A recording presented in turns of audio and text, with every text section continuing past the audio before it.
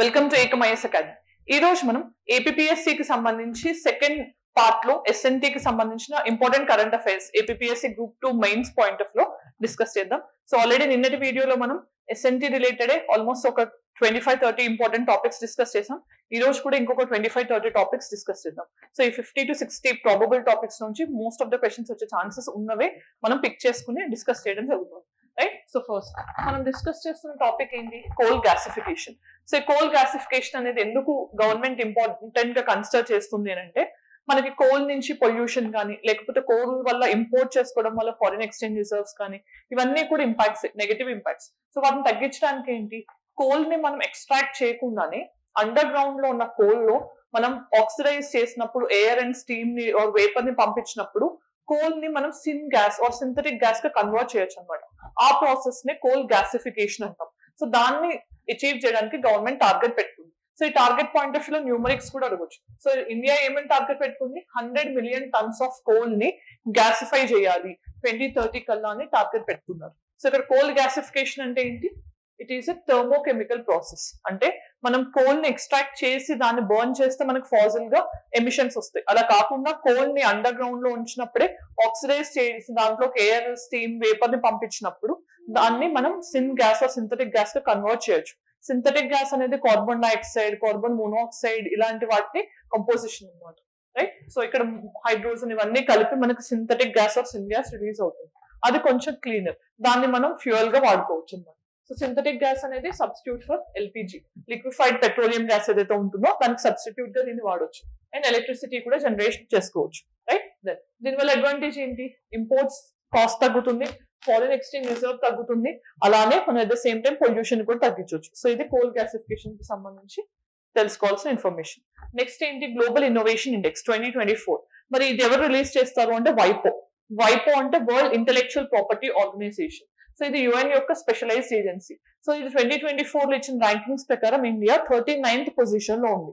అంటే మనం ఇయర్ కి బెటర్ అవుతున్నాము అని దీన్ని బట్టి మనం అర్థం చేసుకోవచ్చు. మరి ఇక్కడ ఏ పారామీటర్స్ మీద అనేది ఇక్కడ ఉంది. సో ఇక్కడ మెయిన్ గా గుర్తుపెట్టుకోవాల్సిన ఇండియాస్ పొజిషన్ ఎంత అంటే 39th position out of 133 countries. So మనకి ఎవరు రిలీజ్ చేస్తారు అంటే World Intellectual Property Organization. So then ఇక్కడ మనం గుర్తుపెట్టుకోవాల్సింది టాప్ పెర్ఫార్మర్స్. స్విట్జర్లాండ్ కానీ, స్వీడన్ కానీ, యుఎస్ కానీ ఇవన్నీ టాప్ పెర్ఫార్మర్స్ గా ఉన్నాయి. తర్వాత మరి లాస్ట్ 10 years లో ఫాస్టెస్ట్ గా ఇంప్రూవ్ చేసుకున్న వాళ్ళు ఎవరు అంటే చైనా, టర్కీ, ఇండియా. అంటే మనకి ఇండియా టాప్ 10 లో, అంటే మన ఫాస్టెస్ట్ క్లైంబర్స్ లో టాప్ 10 లో, టాప్ 3 లో ఉంది. దెన్ ఇండియాస్ పెర్ఫార్మెన్స్ చూస్తే 2015 టైంలో 81 ఉండేది. సో అది ఇప్పుడు మనకి 40 in 2023 కి రావడం జరిగింది. రైట్. దెన్ 2023 లో మనకి అది 40 ఉంది, బట్ లాస్ట్ ఇయర్ కి వచ్చేసరికి 39th పొజిషన్. సో ఇండియా ఎక్కడ పెర్ఫార్మ్ చేస్తుంది బెటర్ గా అంటే ఇన్ఫర్మేషన్ కమ్యూనికేషన్ టెక్నాలజీలో కానీ, సర్వీస్ ఎక్స్పోర్ట్స్ పాయింట్ ఆఫ్ వ్యూలో కానీ, and venture capital point of వ్యూలో కానీ ఇండియా బెటర్ గా పెర్ఫార్మ్ చేస్తుంది. సో ఇండియా యూనికార్న్ కంపెనీస్ అంటే ఏంటి? స్టార్ట్అప్ కంపెనీస్ లో గ్లోబల్ గా 8th ర్యాంక్ లో ఉంది అని ఈ రిపోర్ట్ చెప్తుంది. మరి ఇక్కడ వైపో గురించి అనుకున్నాం కదా, క్విక్ గా చూస్తే వైపో అనేది యుఎన్ యొక్క స్పెషలైజ్డ్ ఏజెన్సీ. సో మనకి 15 to 17 స్పెషలైజ్డ్ ఏజెన్సీస్ ఉన్నాయి. వాటిలో ఒకటి వైపో. మనది ఎక్కడ హెడ్ క్వార్టర్ ఉంది? జెనీవా, స్విట్జర్లాండ్ లో. ఇది ఎప్పుడు ఎస్టాబ్లిష్ చేశారు? 1974 లో ఎస్టాబ్లిష్ చేశారు. ఇంటెలెక్చువల్ ప్రాపర్టీ రైట్స్ కి సంబంధించి యూనిఫామ్ స్టాండర్డ్స్ సెట్ చేయడానికి కానీ, కంట్రీస్ మధ్యలో కోఆపరేషన్ పెంచడానికి కానీ, ప్రాపర్ గా వాటి రైట్స్ ని ఇంప్లిమెంట్ చేయడానికి కానీ ఇది హెల్ప్ చేస్తుంది. Next topic green world environment award. So ఇది ఎందుకు ఇంపార్టెంట్ అంటే రీసెంట్ టైమ్స్ లో కోల్ ఇండియా లిమిటెడ్ కి ఈ అవార్డ్ ని కన్ఫర్ చేశారు. సో ఇది ఇచ్చేది ఒక ప్రైవేట్ నాన్ ప్రాఫిట్ ఆర్గనైజేషన్ అయినప్పటికీ కూడా ఇండియాలోని ఒక పబ్లిక్ సెక్టర్ అండర్టేకింగ్ కి ఇది వచ్చింది కాబట్టి ఖచ్చితంగా మనం గుర్తుపెట్టుకోవాలి. సో ఇక్కడ కోల్ ఇండియా లిమిటెడ్ కి సిఎస్ఆర్ కాంట్రిబ్యూషన్స్ లో భాగంగా, సిఎస్ఆర్ అంటే ఏంటి? కార్పొరేట్ సోషల్ రెస్పాన్సిబిలిటీలో భాగంగా వాళ్ళు తెలసేమియాని ఎలిమినేట్ చేయడానికి కొంచెం ఫండింగ్ అనేది స్టార్ట్ చేశారు. సో దానికి ఈ అవార్డ్ అనేది ఇవ్వడం జరిగింది. రైట్. సో ఇక్కడ ఏంటి? Out standing contributions to environmental sustainable initiatives. So coal India limited 2024 లో తలసేమియా బాల్ సేవా యోజన అనే దాన్ని ఇనిషియేట్ చేసింది. సో వాళ్ళకి మనీ ఇస్తూ వాళ్ళ ట్రీట్మెంట్ కి హెల్ప్ చేస్తున్నారు. సో ఇక్కడ తలసేమియా బాల్ సేవా యోజన కింద ఏంటి? ఫైనాన్షియల్ అసిస్టెన్స్ ఎంత 10 lakhs వరకు ఇస్తున్నారు. దీన్ని ఎవరు ప్రెజెంట్ చేస్తున్నారు అవార్డ్ ని? Green organisation, London. ఇది ఎప్పుడు ఎస్టాబ్లిష్ చేశారు? 1994 లో. ఇది ఒక ఇండిపెండెంట్ నాన్ ప్రాఫిట్ ఆర్గనైజేషన్ గుర్తుపెట్టుకోవచ్చు. సో ఇక మెయిన్ గా గుర్తుపెట్టుకోవాల్సింది మనకి వీళ్ళు ఎన్వైరన్మెంట్ తో పాటు ఇక్కడ డిసీజెస్ ని తగ్గించడానికి కూడా హెల్ప్ చేస్తున్నారు కాబట్టి అవార్డు ఇవ్వడం జరిగింది. నెక్స్ట్ కోల్ ఇండియా లిమిటెడ్ ఎప్పుడు ఎస్టాబ్లిష్ చేసాము? 1975 లో. ఇది largest producer of coal world wide చూస్తే పిఎస్యూస్ లో పెద్ద లార్జెస్ట్ ప్రొడ్యూసర్ గా కూడా చెప్పొచ్చు. ప్రొడక్షన్ స్టేటస్ అంటే 83% ఆఫ్ ఇండియాస్ కోల్ అనేది ఇప్పుడు కోల్ ఇండియా లిమిటెడ్ ప్రొడ్యూస్ చేస్తుంది. దెన్ అరో ట్రాక్, మరి ఇది ఎందుకు న్యూస్ లో ఉంది అంటే రీసెంట్ టైమ్స్ లో ఐఐటి బాంబే వాటర్ పొల్యూషన్ ని డిటెక్ట్ చేయడానికి ఒక పోర్టబుల్ డివైస్ ని డెవలప్ చేసింది, దాని పేరే ఏరో ట్రాక్. సో ఇక్కడ పోర్టబుల్ డివైస్ అంటే ఏంటి, మనం దాన్ని అక్కడికే తీసుకెళ్లి అంటే ఎక్కడైతే పొల్యూటెడ్ సైట్ ఉందో అక్కడికి తీసుకెళ్లి అక్కడ మనం టెస్ట్ చేయొచ్చు. ఇంతకు ముందు ఎలా ఉండేది ప్రొసీజర్, వాటర్ శాంపుల్స్ ని మనం తీసుకొచ్చి లాబొరేటరీలో కండక్ట్ చేయాల్సి వచ్చేది. సో దానివల్ల టైం రీసోర్సెస్ చాలా పట్టేవి. బట్ ఇప్పుడు అలా కాకుండా ఐఐటి బాంబే మనం పోర్టబుల్ గా డివైస్ చేసిన ఒక మెథడ్ ఏంటి అంటే ఏరో ట్రాక్. So very important. ఇక్కడ ఏ ఇన్స్టిట్యూట్ ఇన్వాల్వ్ అయింది అని అడగొచ్చు, ఐఐటి బాంబే. మరి ఇది ఏం చేస్తుంది అంటే వాటర్ పొల్యూషన్ డిటెక్ట్ చేస్తుంది. సో జనరల్ గా మనకి హార్మ్ఫుల్ ఎరోమాటిక్ జినోబయోటిక్స్ అంటే ఏంటి, ఆ పర్టికులర్ ఎన్వైరన్మెంట్ లో న్యాచురల్ గా లేకుండా ఆర్టిఫిషియల్ గా ప్రొడ్యూస్ అయిన టాక్సిన్స్ కానీ ఏమైనా ఉంటాయో వాటిని జినోబయోటిక్ పొల్యూటెంట్స్ అంటాం. సో బెంజీన్స్ కానీ ఇవన్నీ. సో వీటిని డిటెక్ట్ చేసి వాటర్ పొల్యూషన్ ఎంత ఉందనేది యాక్యురేట్ గా చెప్తుంది. సో ఇది బ్యాక్టీరియాలో ఉండే ప్రోటీన్స్ యూజ్ చేసుకుని ఈ టెక్నిక్ ద్వారా ఇంప్లిమెంటేషన్ చేస్తున్నారు. సో దీనివల్ల అడ్వాంటేజ్ ఏంటి అంటే లో కాస్ట్, దాంతో పాటు మనం ఎక్కడైనా తీసుకెళ్లొచ్చు. ఈవెన్ 50 degrees సెంటిగ్రేడ్ ఉన్న టెంపరేచర్ లో కూడా మనకి ప్రాపర్ రిజల్ట్ ఇస్తుంది. Then POEM-4 mission. సో మనం పోయం అంటే ఏంటో తెలుసుకోవాలి. Polar orbital experimental module. So PSLV orbital experimental module అని కూడా అనొచ్చు. సో అంటే ఏంటి, పిఎస్ఎల్వి మిషన్ ద్వారా మనం జనరల్ గా ఒక సాటిలైట్ ని ఆర్బిట్ లో ప్రవేశపెడతాం. అలా ప్రవేశపెట్టిన తర్వాత దానికి ఎక్స్పెరిమెంటల్ గా కొన్ని ఎడిషన్స్ చేసి, అంటే పిఎస్ఎల్వి ఫైనల్ స్టేజ్ ఏదైతే ఉంటుందో దానికి కొంచెం ఎక్స్టెన్షన్ చేసి ఇంకొన్ని ఎక్స్పెరిమెంట్స్ చేయడానికి దాన్ని యూజ్ చేస్తే కనుక దాన్ని పోయం మిషన్ గా కన్సిడర్ చేస్తాం. సో రీసెంట్ టైమ్స్ మీకు గుర్తుంటే Jan 1, 2024 రోజు మనం ఎక్స్పోసాట్ మిషన్ ని లాంచ్ చేస్తాం ఎక్స్రే పోలరైజేషన్ కి సంబంధించి. మరి ఆ మిషన్ కండక్ట్ చేసిన తర్వాత పిఎస్ఎల్వి 4th స్టేజ్ ఏదైతే ఉంటుందో దానికి ఎక్స్టెన్షన్ గా ఏం చేస్తాం, దాని ఆర్బిట్ లోంచి హైట్ లోవర్ చేసి దానికి పోయం మిషన్ ని కండక్ట్ చేసి 0 debris వచ్చే విధంగా ఒక అచీవ్మెంట్ అనేది ఇస్రో చేసింది. సో దానిలానే ఇప్పుడు ఏం చేశారు, పిఎస్ఎల్వి C60 ద్వారా మనం ఏం చేసాం, స్పేస్ టాకింగ్ చేసాం. సో స్పేస్ టాకింగ్ లో స్పెడెక్స్ మిషన్ ద్వారా మనం ఫైనల్ స్టేజ్ ఏదైతే పిఎస్ఎల్వి యూజ్ చేసామో ఆ పర్టికులర్ మిషన్ కి ఒక రోబోటిక్ మాడ్యూల్ ని ఎక్స్టెండ్ చేసి మన ఫస్ట్ టైం స్పేస్ లో మనకు ఒక లెగ్యూమ్ క్రాప్ అయిన కౌ పీస్ ని జర్మినేట్ చేయడం జరిగింది. కౌ పీ అంటే ఏంటి, అలసందలు అంటాం, బొబ్బర్లు అలసందలు, అలాంటి వాటిని జర్మినేట్ అంటే స్ప్రౌట్ చేయడం జరిగింది. ఇది స్పేస్ లో చేశారు కాబట్టి వెరీ సిగ్నిఫికెంట్. అది ఇస్రో చేసిన ఎక్స్పెరిమెంట్ నే POEM-4 మిషన్ అంటున్నాం, రైట్. సో ఇక్కడ పిఎస్ఎల్వి C60 యొక్క POEM-4 మిషన్ అనేది very important. So India first time ఒక స్పేస్ రోబోటిక్ ఆర్మ్ ని యూజ్ చేసి ఎక్స్ట్రా టెరెస్ట్రియల్ గా జర్మినేషన్ అనేది చేసింది. సో ఇక్కడ మనం మెయిన్ గా గుర్తు పెట్టుకోవాల్సింది ఏ ప్రోగ్రామ్ లో భాగంగా, అది very important, crops programme. Crops అంటే compact research module for orbital plant studies. So ఇది the name of the programme. So దీన్ని ఎవరు కండక్ట్ చేశారు, విక్రమ్ సారాభాయ్ స్పేస్ సెంటర్, ఇది తిరువనంతపురంలో ఉంది, వాళ్ళు కండక్ట్ చేసిన mission. Next India's coast line. So recent times లో మనం కోస్ట్ రిలేటెడ్ స్టడీస్ చేసినప్పుడు మన 7,500 కిలోమీటర్స్ కోస్ట్ లైన్ అనేది ఇప్పుడు పెరగడం జరిగింది. ఆల్మోస్ట్ 47% పెరిగి 11,098 కిలోమీటర్స్ కి రీచ్ అయింది అనమాట. సో మరి దీని విషయంలో మనం గుర్తుపెట్టుకోవాల్సింది ఏంటి, ఏ స్టేట్స్ టాప్ స్టేట్స్ గా ఉన్నాయి. మరి ఆంధ్రప్రదేశ్ అనేది ఇంతకు ముందు సెకండ్ స్టేట్ గా ఉండేది, ఇప్పుడు ఆంధ్రప్రదేశ్ అనేది మనకి రీప్లేస్ అయ్యి Tamil Nadu second largest Coast line ఉన్న స్టేట్ గా ఫామ్ అయింది. సో మరి ఇలాంటి ఇంట్రెస్టింగ్ అండ్ ఫ్యాక్చువల్ ఇన్ఫర్మేషన్ కూడా ఎగ్జామినేషన్ పాయింట్ ఆఫ్ లో ఖచ్చితంగా గుర్తుపెట్టుకోవాలి. సో ఇక్కడ మనం స్టేట్స్ ఏ స్టేట్స్ లో పెరిగింది అని చూస్తే బెంగాల్, గుజరాత్ అండ్ గోవా, ఈ 3 స్టేట్స్ లో కోస్ట్ లైన్ పెరిగింది, పుడుచ్చేరిలో కోస్ట్ లైన్ అనేది తగ్గింది అనమాట. దెన్ గుజరాత్ లో చూస్తే కనుక ఇంతకు ముందు 1,214 కిలోమీటర్స్ ఉంటే అది ఇప్పుడు 2,340 కిలోమీటర్స్ కి పెరిగింది అనమాట. మరి లార్జెస్ట్ పర్సంటేజ్ వైజ్ ఎక్కడ పెరిగింది అని అంటే బెంగాల్ లో ఆల్మోస్ట్ గా మనకి 157 కిలోమీటర్స్ నుంచి అది 721 కిలోమీటర్స్ కి పెరిగింది. అంటే 150% ఇంక్రీజ్ ఎక్కువ ఇక్కడ కనిపిస్తుంది. నెక్స్ట్ మనం గుర్తుపెట్టుకోవాల్సింది టాప్ స్టేట్స్ ఏంటి కోస్ట్ లైన్ లో అంటే గుజరాత్ అండ్ తమిళనాడు. ఇంతకు ముందు గుజరాత్ లార్జెస్ట్ ఉండేది, ఆంధ్రప్రదేశ్ సెకండ్ ఉండేది, బట్ ఇప్పుడు ఆంధ్రప్రదేశ్ ని మనకి తమిళనాడు క్రాస్ చేయడం జరిగింది. నెక్స్ట్ రీజన్ ఏంటి అంటే ఇంతకు ముందు 1970s లో మనం ఎప్పుడైతే కోస్ట్ లైన్ ని ఎవాల్యుయేట్ చేస్తామో అప్పుడు ట్రెడిషనల్ మెథడ్స్ ని యూజ్ చేస్తాం. కాకపోతే ఇప్పుడు కొంచెం సైంటిఫిక్ మెథడాలజీని యూజ్ చేసి అంటే బేస్ కానీ ఎస్టరీస్ కానీ ఇలాంటి వాటి అన్నిటిని సైంటిఫిక్ గా ఎస్టిమేట్ చేసి ప్రాపర్ అసెస్మెంట్ చేయడం వల్ల కోస్ట్ లైన్ అనేది యాక్యురేట్ గా తెలిసింది. దీన్ని ఎవరు డెవలప్ చేశారు ఈ మెథడాలజీని అంటే నేషనల్ మారిటైమ్ సెక్యూరిటీ కోఆర్డినేటర్ అనే వాళ్ళు మెథడాలజీని డెవలప్ చేశారు, right. Next third launch pad. So ఇది ఎందుకు న్యూస్ లో ఉంది అంటే రీసెంట్ టైమ్స్ లో మనం నెక్స్ట్ జనరేషన్ లాంచ్ వెహికల్ ని కూడా క్యాబినెట్ అప్రూవల్ ఇవ్వడం చూసాం. నెక్స్ట్ జనరేషన్ లాంచ్ వెహికల్ అంటే ఏంటి? ఇప్పటి వరకు మనకి మెయిన్ గా ఆపరేషనల్ లాంచ్ వెహికల్స్ పిఎస్ఎల్వి ఒకటి, జిఎస్ఎల్వి ని మనం ఎల్విఎం గా కూడా మార్చాం.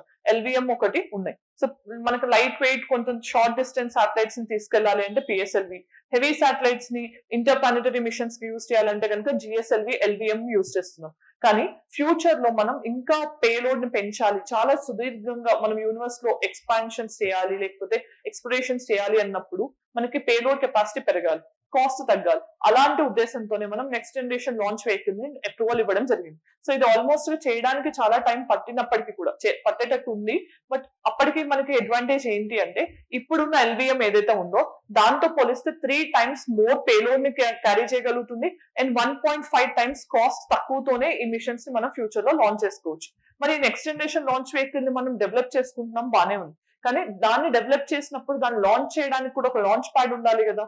ఆ లాంచ్ ప్యాడ్ కోసం ఎప్పుడు దీన్ని శ్రీహరికోటలో డెవలప్ చేయబోతున్నారు. అంటే శ్రీహరికోటలో ఆల్రెడీ 2 ఆపరేషనల్ లాంచ్ ప్యాడ్స్ ఉన్నాయి. ఒకటి పిఎస్ఎల్వి కోసం యూజ్ చేస్తున్నారు, సెకండ్ వన్ జిఎస్ఎల్వి కోసం యూజ్ చేస్తున్నారు. ఇప్పుడు third one next generation launch vehicle ఏదైతే ఫ్యూచర్ మిషన్స్ కోసం మనం ప్లాన్ చేస్తున్నామో దానికోసం థర్డ్ లాంచ్ ప్యాడ్ ని డిజైన్ చేస్తున్నారు అనమాట. సో ఇది ఎక్కడ అంటే Satish Dhawan space centre SHAR, Sriharikota. So ఇక్కడ main thing next generation launch vehicles LVMs ని ఈజీగా మనం రేపు ఫ్యూచర్ లో లాంచ్ చేయడానికి, గగన్యాన్ కానీ రేపు వేరే ప్లానెట్స్ మీద మనం హాబిటేషన్స్ ఎస్టాబ్లిష్ చేసుకోవాలనుకున్నప్పుడు వాటికి ఇది హెల్ప్ చేయబోతుంది అనమాట. సో ఫస్ట్ లాంచ్ ప్యాడ్, తర్వాత సెకండ్ లాంచ్ ప్యాడ్, దీని యొక్క సిగ్నిఫికెన్స్ కూడా.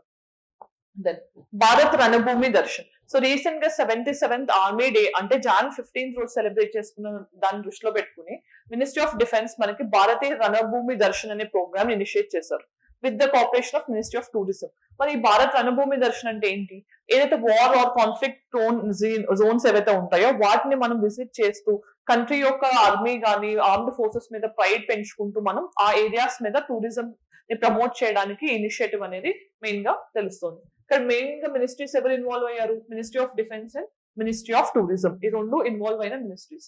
మరి ఇక్కడ ఏ ప్లేసెస్ ని ఫస్ట్ కవర్ చేయబోతున్నారు అని అంటే గాల్వాన్ వ్యాలీ, డోక్లాం. సో దాంతో పాటు నాతులా పాస్, సిక్కిం దగ్గర ఉన్న నాతులా పాస్ తో పాటు లాంగ్ వే వాలా అనేది 1971 పాకిస్తాన్ ఇండియా వార్ టైంలో ఇవన్నీ కూడా ప్లేసెస్ అన్ని ఇన్వాల్వ్ అయి ఉన్నాయి. ఎల్ఓసి, ఎల్ఏసి రెండు కూడా ఆ ఏరియాస్ లో ఉన్న వాటిని ఐడెంటిఫై చేసి ఇక్కడ టూరిజం ని వర్చువల్ గా అండ్ ఫిజికల్ గా ప్రమోట్ చేయడానికి భారత్ రణభూమి దర్శన్ అనే దాన్ని ఇనిషియేట్ చేయడం జరిగింది. నెక్స్ట్ మిషన్ ఏంటి? Very very important mission, space X mission, space docking experiment. So recent times లో మనం December 2024 లో పిఎస్ఎల్వి C60 ద్వారా స్పెడెక్స్ మిషన్ ని లాంచ్ చేశాం. మరి స్పేస్ టాకింగ్ అంటే ఏంటి? 2 శాటిలైట్స్ ని పంపించి ఆ 2 శాటిలైట్స్ ని కొంచెం దూరంలో మనం ఆర్బిట్ లో డిఫరెంట్ ఆర్బిట్స్ లో డిఫరెంట్ స్పీడ్స్ తో పెట్టి వాటిని డిఫరెంట్ ఆర్బిట్స్ నుంచి సేమ్ ఆర్బిట్ లోకి వచ్చేలా చేసి వాటి స్పీడ్స్ అలైన్ అయ్యేలా చేసి ఆ రెండింటిని జాయిన్ చేస్తాం. అలా జాయిన్ చేసిన తర్వాత మళ్ళీ అవి విడిపోయేటట్టు కూడా చేయడాన్ని స్పేస్ టాకింగ్ అంటాం. మరి దీనివల్ల యూజ్ ఏంటి? రేపు ఫ్యూచర్ లో ఆల్రెడీ ఆపరేషనల్ శాటిలైట్ కి ఏదైనా రిపేర్ వచ్చినప్పుడైనా లేకపోతే ఆల్రెడీ ఫంక్షనల్ శాటిలైట్ కి ఫ్యూల్ అయిపోయి దాని టైం అయిపోయినప్పుడైనా ఈ డాకింగ్ ద్వారా దాని లైఫ్ టైమ్ ని ఎక్స్టెండ్ చేయొచ్చు. అలాంటి దాంతో మనం సస్టైనబుల్ స్పేస్ ని ప్రమోట్ చేసినట్టు అవుతుంది. అలాంటి ఉద్దేశంతో స్పేస్ టాకింగ్ అనే దాన్ని మొన్న కండక్ట్ చేశారు. ఇక్కడ ఇస్రో కండక్ట్ చేసింది 2 శాటిలైట్స్ యూజ్ చేసి, chaser and target. So PSLV C60 ద్వారా ఈ రెండింటిని 2 ఆర్బిట్స్ లో పెట్టి స్పేస్ టాకింగ్ అనేది అచీవ్ చేశారు. సో ఈ మిషన్ ని లాంచ్ చేసింది అంటే పిఎస్ఎల్వి డిసెంబర్ లో అయినప్పటికీ కూడా మనం జనవరిలో స్పేస్ టాకింగ్ అనేది కండక్ట్ చేయడం జరిగింది. సో దానికి సంబంధించిన ఇన్ఫర్మేషన్ ఒకసారి ఇప్పుడు చూద్దాం. రైట్, సో Jan 16th అవి సక్సెస్ఫుల్ గా స్పేస్ టాకింగ్ చేశాయి. సో ఇక్కడ మెయిన్ థింగ్ ఏంటి? డాకింగ్ చేయడం, అన్డాకింగ్ చేయడం, ట్రాన్స్ఫర్ ఆఫ్ పవర్, ఒకదాని నుంచి ఇంకో దానికి ట్రాన్స్ఫర్ ఆఫ్ పవర్ అయ్యే విధంగా, అలానే హ్యూమన్ స్పేస్ ఫ్లైట్ మిషన్స్ ని కూడా ఎనేబుల్ చేసే విధంగా దీన్ని యూజ్ చేస్తున్నాం.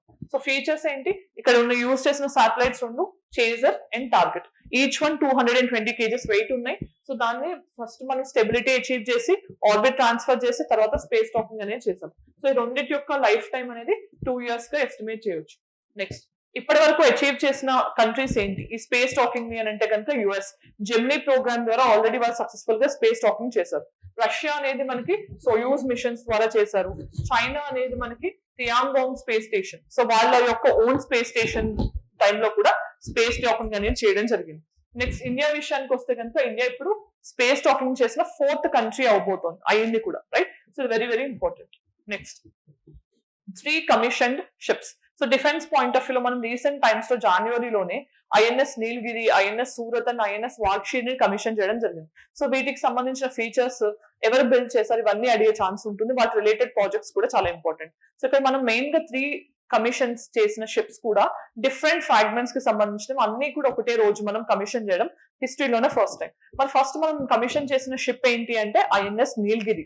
మరి ఇదేంటి ప్రాజెక్ట్ 17A లో భాగంగా నీలగిరి క్లాస్ ఆఫ్ స్టెల్త్ ఫ్రిగేట్స్ కి సంబంధించిన ఒక షిప్ అన్నమాట. మరి స్టెల్త్ ఫ్రిగేట్ అంటే ఏంటి, మనకి ఫస్ట్ లైన్ ఆఫ్ డిఫెన్స్ లో ఉంటూ ఎనిమీ రాడార్ లో డిటెక్ట్ అవ్వకుండా ఫైట్ చేసే వాటిని స్టెల్త్ ఫ్రిగేట్స్ అంటాం. సో చాలా తక్కువ సౌండ్ తో ఎకౌస్టిక్ అంటాం. సో అలాంటి టెక్నాలజీ ఉంటుంది. సో వీటిని ఎవరు డెవలప్ చేశారు, Mazagon dock ship yard limited. So వీళ్ళు డెవలప్ చేశారు.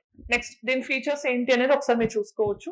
నెక్స్ట్ మనకి ఐఎన్ఎస్ సూరత్. సో దీన్ని కూడా Mazagon dock ship building limited వాళ్ళే తయారు చేశారు. కానీ ప్రాజెక్ట్ 15B భాగంగా 15B అనేది Visakhapatnam class of stealth guided missile destroyers. So వాళ్ళు దీన్ని డెవలప్ చేయడం జరిగింది. విశాఖపట్నం క్లాస్ ఆఫ్ సబ్మరైన్స్ లో భాగంగా షిప్స్ లో భాగంగా ఇది ఇండియాలోనే ఫస్ట్ AI ఎనేబుల్డ్ వార్షిప్ అన్నమాట. అంటే దీంట్లో ఆర్టిఫిషియల్ ఇంటెలిజెన్స్ కానీ నెట్వర్క్స్ కానీ ఎక్కువ యూజ్ చేశారు.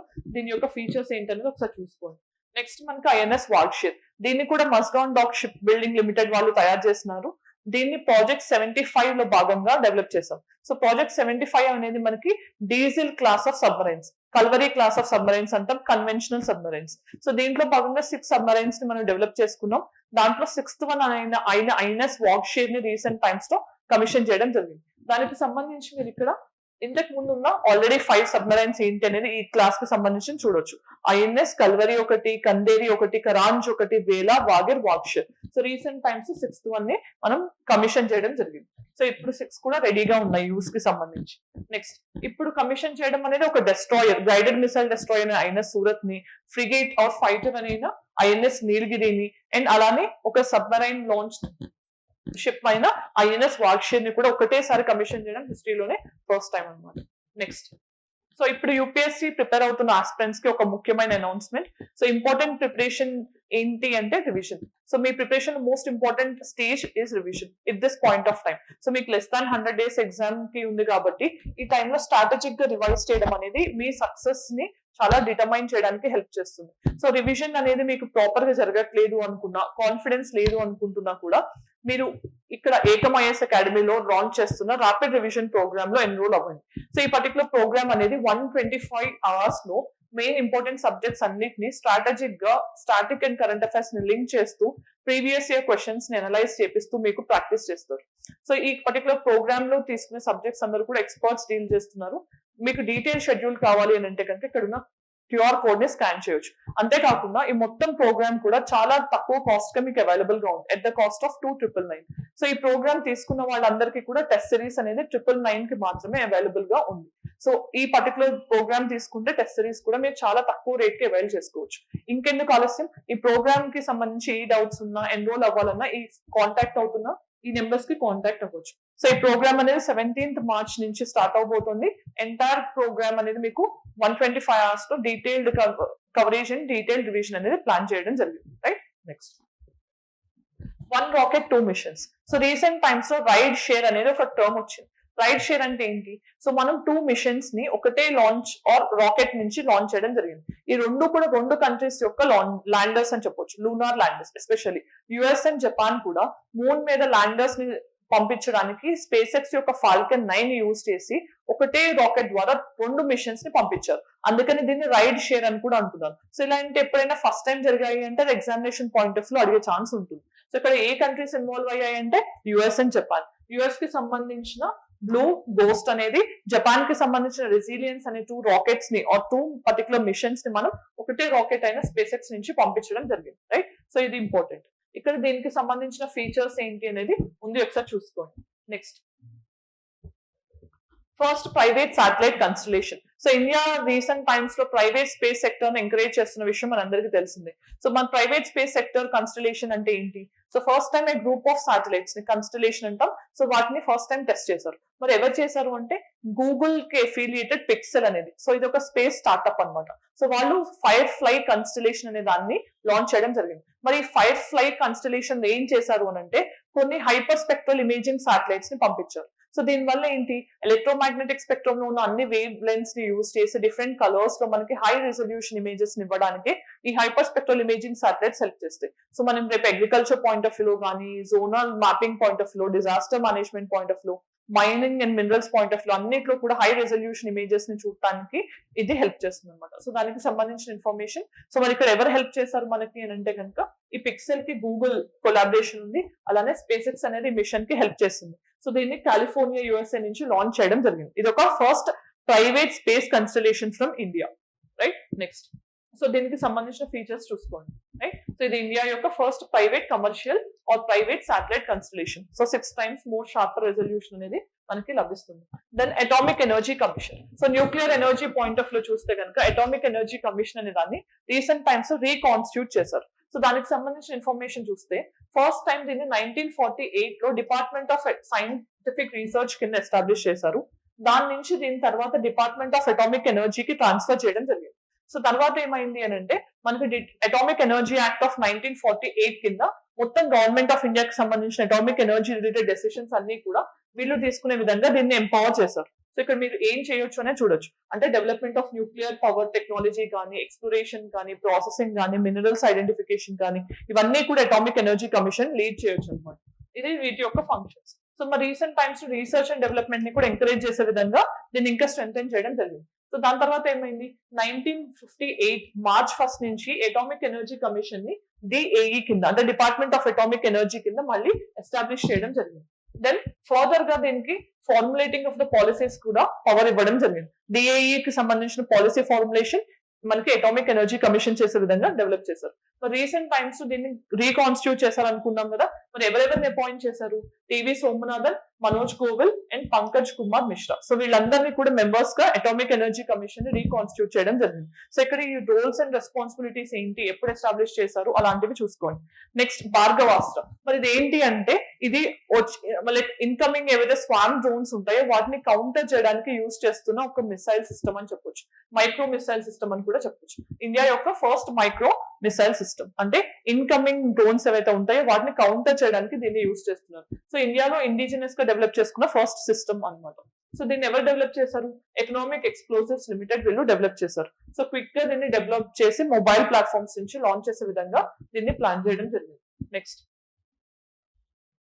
GEAC genetic engineering appraisal committee. So ఇది ఏంటి అంటే రీసెంట్ టైమ్స్ లో దీనికి సంబంధించిన రూల్స్ ని ministry of environment, forest and climate change చేయడం జరిగింది. అంటే దీనికి సంబంధించిన సెలెక్షన్ కమిటీకి కావాల్సిన రూల్స్ కానీ ఆ ప్రొసీజర్ ని కానీ కొంచెం మోడిఫై చేశారు. సో మరి ఇక్కడ తెలుసుకోవాల్సింది ఏంటి, ఈ GEAC అనేది ఒక స్టాట్యూటరీ బాడీ అంటే చట్టబద్ధ సంస్థ.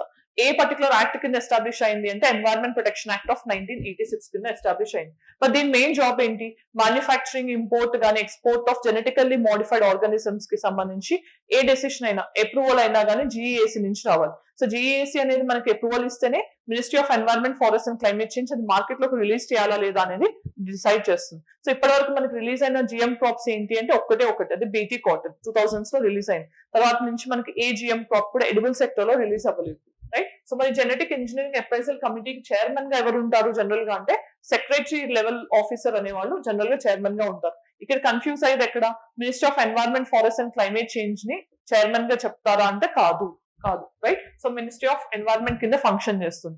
దాని తర్వాత మనం గుర్తుపెట్టుకోవాల్సింది ఇది మెయిన్ గా జెనెటికల్ మోడిఫైడ్ ఆర్గానిజమ్స్ యొక్క రిలీజ్ అనే దానికి సంబంధించి మెయిన్ డెసిషన్స్ తీసుకుంటుంది, right. Next, human rated launch vehicle HRLV అంటాం. మరి అది ఏంటి అంటే మనకి లాంచ్ వెహికల్స్ లో డిఫరెంట్ టైప్స్ ఉన్న విషయం తెలుసు కదా. లాంచ్ వెహికల్స్ లో ఎస్పెషల్లీ మనకి ఈ రీసెంట్ టైమ్స్ GSLV ని మనం like human rated launch vehicle గా పిలుస్తున్నాం, ఆర్ లాంచ్ వెహికల్ Mark 3 గా కూడా పిలుస్తున్నాం. మరి దానికి దీనికి డిఫరెన్స్ ఏంటి అంటే హ్యూమన్ రేటెడ్ లాంచ్ వెహికల్ అనేది హ్యూమన్స్ ని స్పేస్ లో తీసుకెళ్లే సిచ్యువేషన్స్ లో వాడే లాంచ్ వెహికల్ స్పెసిఫిక్ గా హ్యూమన్ రేటెడ్ లాంచ్ వెహికల్ అంటున్నాం. LVM అనేదేమో GSLV లో ఇండిజినస్ క్రయోజెనిక్ ఇంజన్ యూజ్ చేస్తే కనుక దాన్ని LVM అంటున్నాం. బట్ అలాంటి లాంచ్ వెహికల్ లో కూడా హ్యూమన్స్ ని మనం స్పేస్ లోకి తీసుకెళ్లి లేకపోతే పర్టికులర్ ప్లానెట్ కి తీసుకెళ్లి అక్కడ కొన్ని ఆపరేషన్స్ ని, మిషన్స్ ని కండక్ట్ చేసి వాళ్ళని మళ్ళీ వెనక్కి తీసుకురావాల్సిన మిషన్స్ ఏవైతే ఉంటాయో వాటిలో స్పెసిఫిక్ గా యూజ్ చేసే లాంచ్ వెహికల్ ని హ్యూమన్ రేటెడ్ లాంచ్ వెహికల్ గా పిలుస్తున్నాం అనమాట. సో దానికి సంబంధించి ఇనిషియేషన్ అనేది రీసెంట్ గా ఇస్రో స్టార్ట్ చేసింది. మరి ఎందుకు అంటే గగన్యాన్ లో భాగంగా మనం 3 మెంబర్స్ ఆస్ట్రోనాట్స్ ని స్పేస్ లోకి తీసుకెళ్లి మళ్ళీ వాళ్ళని వెనక్కి తీసుకురావాలనుకుంటున్నాం కదా, దానికి హెల్ప్ చేయడానికి ఈ హ్యూమన్ రేటెడ్ లాంచ్ వెహికల్ ని డిజైన్ చేస్తున్నారు. రైట్. నెక్స్ట్ మరి ఇక్కడ ఫీచర్స్ చూస్తే కనుక 3 స్టేజ్. సో మనకి ఎల్విఎం లో ఎలా ఉన్నాయో solid, liquid and cryogenic, same అలానే మనకి ఈ 3 స్టేజెస్ అనేవి ఉన్నాయి. పేలోడ్ కెపాసిటీ విషయానికి వస్తే 10 టన్స్ ని మనం లో ఎర్త్ ఆర్బిట్ వరకు తీసుకెళ్తుంది అండ్ 6000 టన్స్ వరకు మనకి జియో సింక్రోనస్ ఆర్బిట్స్ కి తీసుకెళ్ళగలుగుతుంది. మరి దీంతో యూనిక్ ఫీచర్ ఏంటి అంటే క్రూ ఎస్కేప్ సిస్టమ్. అంటే ఒకవేళ హ్యూమన్స్ ని తీసుకెళ్ళినప్పుడు కానీ మనం మళ్ళీ తీసుకొచ్చేటప్పుడు కానీ ఏదైనా ప్రాబ్లం వస్తే ఆ క్రూని సేఫ్ గా ఎస్కేప్ సిస్టమ్ అనేది, అంటే ఆ మిషన్ నుంచి డిటాచ్ అయిపోయి వాళ్ళు సేఫ్ గా మళ్ళీ ఎర్త్ కి వచ్చే విధంగా క్రూ ఎస్కేప్ సిస్టమ్ ని ప్లాన్ చేస్తారు. రైట్. నెక్స్ట్ ఇది ఇంతకు ముందు ఉన్న వాటికి మెయిన్ డిఫరెన్స్ ఏంటి అంటే హ్యూమన్స్ కోసం తీసుకొచ్చారు, అలానే క్రూ ఎస్కేప్ సిస్టమ్ మీద ఎక్కువ ఫోకస్ ఉంటుంది. పేలోడ్ అండ్ డిజైన్ కూడా కొంచెం డిఫరెన్స్ ఉంటుంది. అలానే ఇది భారతీయ అంతరిక్ష స్టేషన్ ఏదైతే మన ఓన్ స్పేస్ స్టేషన్ ని డెవలప్ చేసుకోబోతున్నామో దానికి సంబంధించి ఇది హెల్ప్ చేయడానికి మనకి యూజ్ అవుతుంది. నెక్స్ట్ బయోబిటమిన్. సో రీసెంట్ టైమ్స్ లో మనం చూసాం మహారాష్ట్రలో ఫస్ట్ టైం ఏషియాలోనే ఫస్ట్ బయోబిటమిన్ రోడ్ ని లే డౌన్ చేశారు. ఇది ఏషియాలోనే ఫస్ట్ టైం. మరి బిటమిన్ అని ఏంటి? ఒక హైలీ విస్కస్ ఫ్లూయిడ్. ఇది పెట్రోలియం డిరైవ్డ్ నుంచి చేస్తుంటాం అనమాట. సో దీనివల్ల పొల్యూషన్ ఉంటుంది. అలా కాకుండా బయోడిగ్రేడబుల్ వాటి నుంచి మనం బిటమిన్ ని తయారు చేసి రోడ్ లే డౌన్ చేసాం కాబట్టి ఇది ఏషియాలోనే ఫస్ట్ టైం అయింది. సో ఇక్కడ బిటమిన్ అనేది ఒక సస్టైనబుల్ ఆల్టర్నేటివ్, బయోబిటమిన్ అనేది. సో ఇది కార్బన్ ఫుట్ ప్రింట్ ని తక్కువగా రిలీజ్ చేస్తుంది, అంటే పొల్యూషన్ లేకుండా మనకి హెల్ప్ చేస్తుంది అనమాట. రైట్. నెక్స్ట్ ఇక్కడ అడ్వాంటేజెస్ ఏంటిది? సస్టైనబుల్, అలానే లో కార్బన్ ఫుట్ ప్రింట్ తో పాటు ఎన్వైరన్మెంటల్ ప్రిఫరెన్స్ కూడా దీనికి ఎక్కువగా ఉంటుంది. Next international solar alliance. So మనకు తెలిసిన ఎనర్జీ పాయింట్ ఆఫ్ వ్యూలో ఇండియా తీసుకున్న ఒక మెయిన్ లీడ్ ఏంటి పారిస్ సమ్మిట్ లో అంటే international solar alliance. France help తో మనం దీన్ని ఎస్టాబ్లిష్ చేసాం. ఇది ఇండియాలోని గురుగ్రామ్ లోనే హెడ్ క్వార్టర్డ్ ఉంది. మరి దీంట్లో రీసెంట్ టైమ్స్ లో ఏంటి అంటే మనకి కొన్ని కంట్రీస్ జాయిన్ అయ్యాయి. ఎస్పెషల్లీ రీసెంట్ టైమ్స్ చూస్తే కనుక మాల్డోవా అనేది ఆల్మోస్ట్ ఇంటర్నేషనల్ సోలార్ అలయన్స్ తో జాయిన్ అయిన 101st కంట్రీ ఆర్ 106th కంట్రీగా చెప్పొచ్చు. 106th కంట్రీగా మాల్డోవా రికార్డ్ అయింది. మరి దీన్ని ఎప్పుడు లాంచ్ చేసాము? ఎలిజిబిలిటీ అనేది చాలా ఇంపార్టెంట్. సో రీసెంట్ టైమ్స్ లో ఎలిజిబిలిటీ అనేది ఆల్ యుఎన్ మెంబర్ కంట్రీస్ కు ఓపెన్ చేశారు. అంతకుముందు Tropic of Cancer, Tropic of Capricorn మధ్యలో ఉన్న కంట్రీస్ కే ఉండేది, బట్ ఇప్పుడు అందరినీ వెల్కమ్ చేశారు. సో ఇది ఒకటి. రైట్. దెన్ నఫెథ్రోమైసిన్ చాలా చాలా ఇంపార్టెంట్. ఎందుకు అంటే India first time anti microbial resistance లేకుండా డెవలప్ చేసిన ఒక ఫస్ట్ యాంటీబయోటిక్ గా చెప్పొచ్చు, ఇండిజినస్ గా డెవలప్ చేసింది. సో ఈ నఫెథ్రోమైసిన్ అనేది ఎందుకు యూజ్ చేస్తాము అంటే కమ్యూనిటీ ఎక్వైర్డ్ బ్యాక్టీరియల్ న్యూమోనియా ఏదైతే ఉంటుందో దాన్ని అడ్రస్ చేయడానికి ఎజిథ్రోమైసిన్ యూజ్ చేస్తాం జనరల్ గా. దానివల్ల మనకి యాంటీ మైక్రోబియల్ రెసిస్టెన్స్ వచ్చే ఛాన్స్ ఎక్కువ ఉంది. సో దాన్ని తగ్గించడానికి ఆల్టర్నేటివ్ గా మనం రీసెంట్ టైమ్స్ లో డెవలప్ చేసింది nafithromycin. So very very important. So ఇది first indigenous antibiotic without AMR. So దీన్ని ఎవరు డెవలప్ చేశారు అంటే వాక్హార్ట్ లిమిటెడ్ అనే వాళ్ళు విరాట్ హెల్ప్ తో దీన్ని డెవలప్ చేయడం జరిగింది. సో దీన్ని కమ్యూనిటీ ఎక్వైర్డ్ బ్యాక్టీరియల్ న్యూమోనియాని తగ్గించడానికి యూజ్ చేస్తున్నాం. So 10 times more effective than azithromycin. Next K4 missile. So నిన్న మనం ఆల్రెడీ వీడియోలో డిస్కస్ చేసాం. ఇండియా యొక్క న్యూక్లియర్ సబ్మరైన్స్ లో ఐఎన్ఎస్ అరిహాంట్, ఐఎన్ఎస్ అరిగాట్ చూసాం. వాటికి సంబంధించి ఏ మిసైల్స్ ని లాంచ్ చేస్తామో కూడా చూసాం. K4 and K15 Sagarika missiles. ఈ K4 కి సంబంధించిన టెస్ట్ ట్రయల్స్ అనేది ఆల్రెడీ K15 యూజ్ లో ఉంది. K4 కి సంబంధించిన టెస్ట్ ట్రయల్స్ అనేవి రీసెంట్ గా కండక్ట్ చేశారు విశాఖపట్నంలో. మరి K4 ఏంటి? Nuclear powered submarine launched ballistic missile. దీని రేంజ్ ఎంత? 3500 kilometers. ఇవి ఐఎన్ఎస్ అరిహాంట్, ఐఎన్ఎస్ అరిగాట్, అరిదమాన్ ఇలాంటి న్యూక్లియర్ సబ్మరైన్స్ నుంచి లాంచ్ చేయొచ్చు అనమాట. సో దీన్ని న్యూక్లియర్ ట్రయడ్ ఫుల్ఫిల్ చేయడానికి కూడా ఇది హెల్ప్ చేస్తుంది. సో దానికి సంబంధించిన ఇన్ఫర్మేషన్ ఒకసారి చూసుకోండి. Next nano urea. So India nano టెక్నాలజీని కానీ సాలిడ్ యూరియాని మనం ట్రెడిషనల్ యూరియా యూసేజ్ ని మిస్యూజ్ ని తగ్గించడానికి నానో యూరియాని ఆల్టర్నేటివ్ గా తీసుకొస్తుంది. మరి దీన్ని సంబంధించి ఏంటి అంటే నేషనల్ ఫెర్టిలైజర్స్ లిమిటెడ్ అనేది రీసెంట్ టైమ్స్ లో మనకి అంటే నానో యూరియా డెవలప్మెంట్ లో మేము ఇంపార్టెంట్ రోల్ ప్లే చేయబోతున్నాము అని చెప్పడం జరిగింది. సో నానో టెక్నాలజీ యూజ్ చేసి మనం నానో యూరియాని డెవలప్ చేసాం. మరి దీనికి పేటెంట్ ఎవరు తీసుకున్నారు అంటే Indian farmer for fertilisers cooperative limited IFFCO అనే వాళ్ళు దీన్ని డెవలప్ చేశారు. దానికి సంబంధించిన పేటెంట్ ని కూడా వాళ్ళు పొందడం జరిగింది. మరి నానో యూరియా అనేది ఏంటి? సో మనకి ట్రెడిషనల్ యూరియా గ్రాన్యులర్ సైజ్ లో ఉంటే ఇది లిక్విడ్ సైజ్ లో ఉంటే మోర్ ఎఫెక్టివ్ గా సాయిల్ లో స్లోగా రిలీజ్ అవుతూ మోర్ ఎన్వైరన్మెంటల్ పొల్యూషన్ లేకుండా మనకి హెల్ప్ చేయడానికి దీన్ని డెవలప్ చేసాం. సో ఇది 4% ఆఫ్ టోటల్ నైట్రోజన్ ని వెయిట్ అండ్ వాల్యూమ్ రేషియోలో కలిగి ఉంటుంది. నెక్స్ట్ సో దీనికి సంబంధించిన ఇన్ఫర్మేషన్ ఒకసారి చూసుకోండి.